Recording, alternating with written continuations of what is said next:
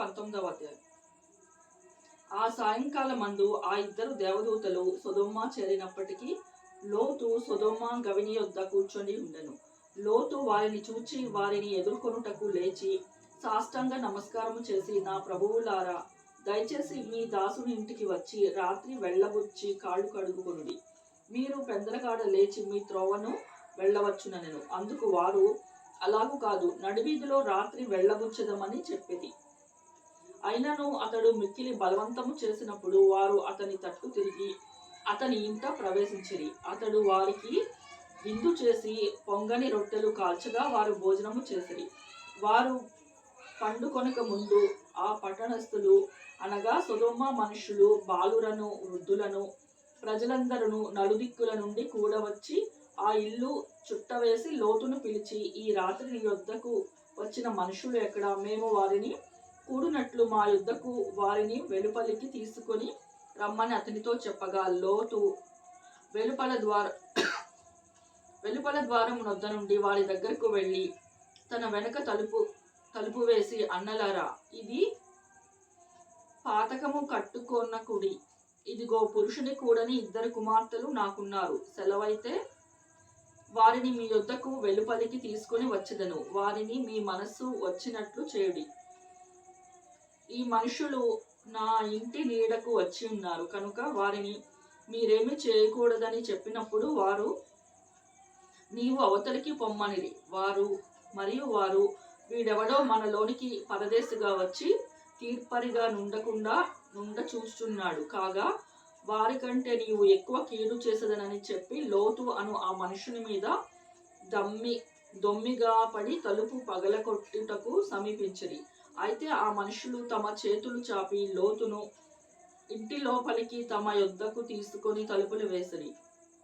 అప్పుడు వారు పిన్నలు మొదలుకొని పెద్దల వరకు ఆ ఇంటి ద్వారము దగ్గరనున్న వారికి కనుమబ్బు కలుగచేయక వారి ద్వారము కనుగొనలేక విసికిరి.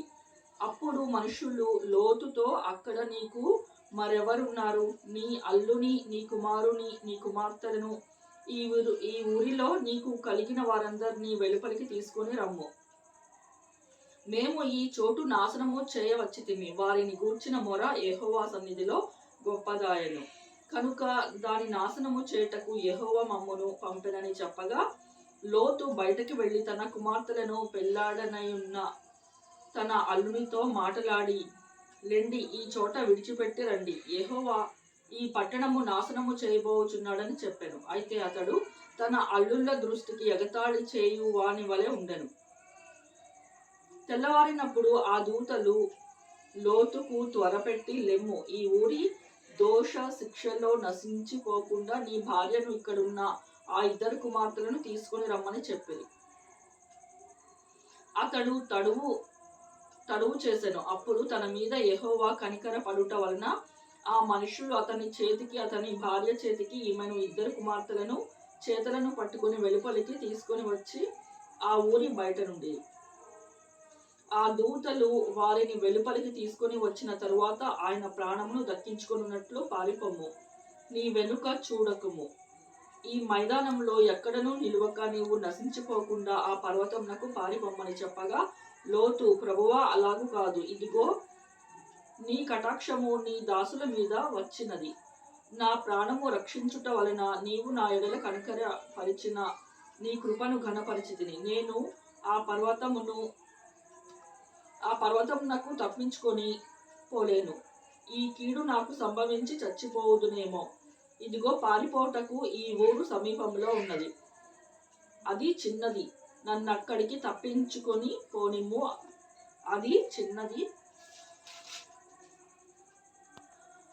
కదా, నేను బ్రతుకుదునని చెప్పినప్పుడు ఆయన, ఇదిగో, నీవు చెప్పిన ఈ ఊరు నాశనము చేయను.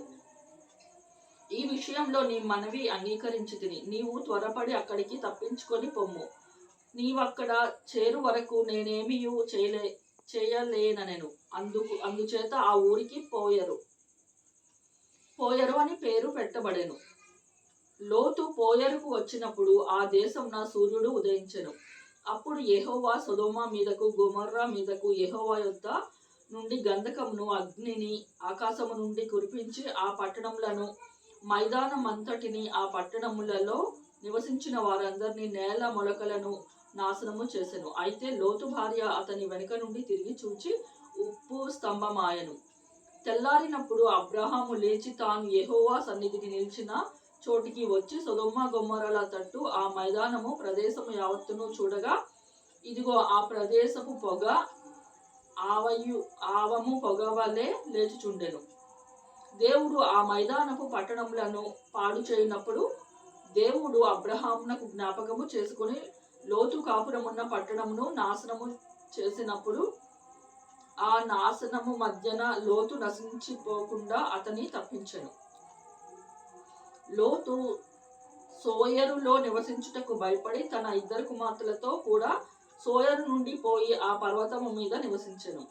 అతడును అతని ఇద్దరు కుమార్తెలను ఒక గుహలో నివసించిరి.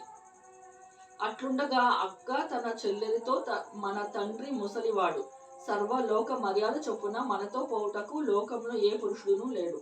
మన తండ్రికి ద్రాక్షారసము త్రాగించి అతనితో కూడా శయనించి మన తండ్రి వలన సంతానము కలుగ చేసుకొందము రమ్మని చెప్పాను. ఆ రాత్రి వారు తమ తండ్రికి ద్రాక్షారసము త్రాగించిన తరువాత అతని పెద్ద కుమార్తె లోపలికి వెళ్ళి తన తండ్రితో శయనించెను. కానీ ఆమె ఎప్పుడు శయనించెనో ఎప్పుడు లేచిపోయానో అతనికి తెలియదు. మరునాడు అక్క తన చెల్లిని చూచి, నిన్నటి రాత్రి నా తండ్రితో నేను శయనించితిని. ఈ రాత్రి అతనికి ద్రాక్షారసము త్రాగించిన తరువాత నీవు లోపలికి వెళ్ళి అతనితో శయనించుము. అలాగున మన తండ్రి వలన సంతానము కలుగ చేసుకొందుమని చెప్పాను. ఆ రాత్రి వారు తమ తండ్రికి ద్రాక్షారసము త్రాగించిరి. అప్పుడు ఆ చిన్నది లేచి అతనితో శయనించెను. ఈమె ఎప్పుడు శయనించునో ఎప్పుడు లేచిపోయినో అతనికి తెలియలేదు. అలాగున్న లోతు యొక్క ఇద్దరు కుమార్తెలు తన తండ్రి వలన గర్భవతులైరి. వారిలో పెద్ద కుమారుణ్ణి కని వానికి మోయాబను పేరు పెట్టెను. అతడు నేటి వరకు మోయాబీయులకు మూల పురుషుడిగా ఎంచబడును. చిన్నది కూడా కుమారుని కని వానికి బెన్నమ్మి అని పేరు పెట్టెను. అతడు నేటి వరకు అమ్మోనీయులకు మూల పురుషుడుగా ఎంచబడును.